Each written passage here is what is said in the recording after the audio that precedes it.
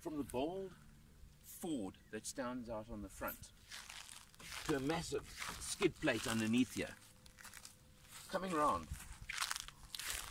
to 17-inch wheels with very special Goodrich tires that make a difference, and I'll explain that just now as well, to an extremely substantial side step, raised ride height,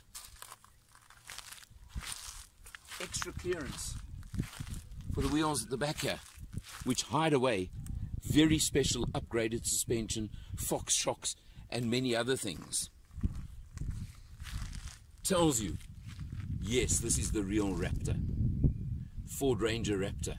Proudly, very proudly, built in South Africa by Ford South Africa, and powered by, of course, the 2-litre bi-turbo diesel engine with 157 kilowatts and 500 Newton meters of torque. This is a bucky that talks the talk. Your load capacity may be very slightly down on the standard versions because of the upgraded suspension, but really I don't think that's a factor at all. You've still got your buck, you've still got everything you want, and most importantly, you've got off-road ability. Moving inside, what makes the Raptor special, I'm going to start here because this is what makes this vehicle more special than most, is you press the little mode button on the multifunction steering wheel, and when you press it, you go into terrain modes, and you can see here, that's for rock, that one's normal, that one's sport, that one's grass, gravel and snow, that one's mud and sand, and that's the one I want you to see. It's called Bio Mode. Bio Mode is something incredibly special on the Raptor. It's like a drift mode on a Focus RS. It engages and disengages various of the electronic tricks and toys, and I use those words deliberately, and puts it into a mode that allows maximum slip, drift and fun on loose dirt and sand. It's unbelievable. If you watch my videos from the launch, you'll know what it's about, and you'll have seen what it's about.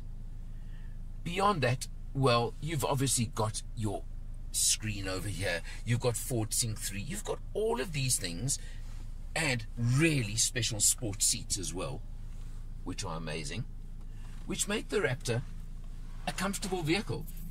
I mentioned those tires earlier.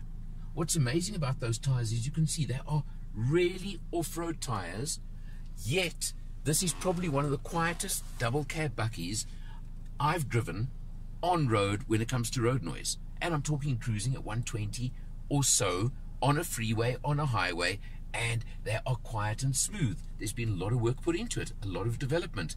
I've got to keep mentioning it. The 10-speed automatic gearbox, been discussed a lot. We tested it recently in a single turbo version, and it seemed to hunt a bit. Well, in the bi-turbo version, it doesn't hunt. It works brilliantly. It works off-road. It works in all circumstances. It's a masterpiece of a gear shift. You've of course got this selectable knob over here for two high, 4 low, and in front of it, of course, you've got a diff lock, and you've got hill descent control buttons just over there. All work exceptionally well, and I can vouch for that because we've brought this vehicle. How could you have a Raptor and not bring it out into the mountains, into the country? We're at a place called Steynshoop Mountain Lodge in the Magaliesberg, high up in the mountains. The road up and down here in itself is a bit of a challenge, yet of course what a breeze in this vehicle, in the Raptor. But there is a bit of a challenge to it, but fun. There's a lot of dirt road. I've had a lot of fun. You'll see some footage of that along the way as well. Just overall, this vehicle, getting it on test, just begged me to bring it out to the country, and well, I listened to it. So it's given us a great experience as we've been about it. Staying at a luxury mountain lodge as well just adds to the experience of a vehicle like this. The Raptor is special. Massive paddles over here on the steering wheel, behind the steering wheel if you want to use them to override the gearbox as well. It's things like that that it has that make it a conundrum in some ways. It's the most capable off-road tough vehicle you're going to get, yet it's a luxury vehicle too. Interesting, isn't it? Raptor will cost you 800,000 Rand right now, approximately. I'm just rounding it off. Yes, you can get the Hilux Legend, you can also get the Hilux Gazoo now. They're all coming in, but I don't think they're quite as off-road race ready as this one. I'm going to be testing the Hilux Legend very soon. We can compare a bit then. But at this point, the Raptor is in a tiny little niche category all of its own, yet people are loving them. Overall, I think you can tell I've loved this test. I can't see any reason not to have.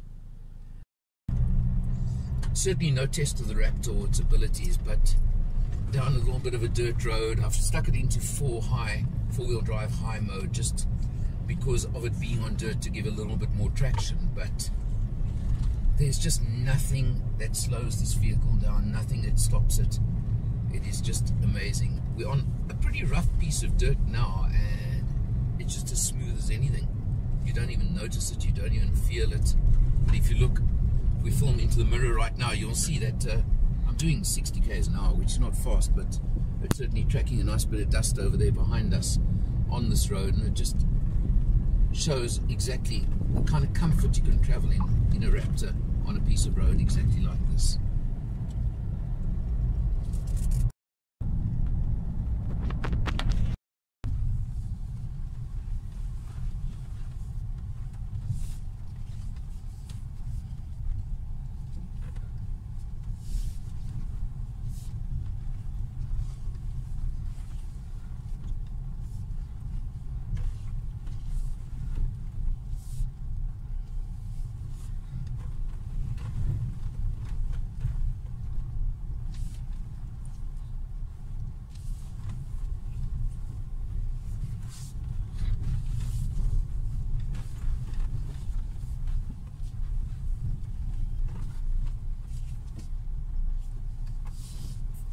For Motor Matters, I'm Eleanor, and I'll see you next time.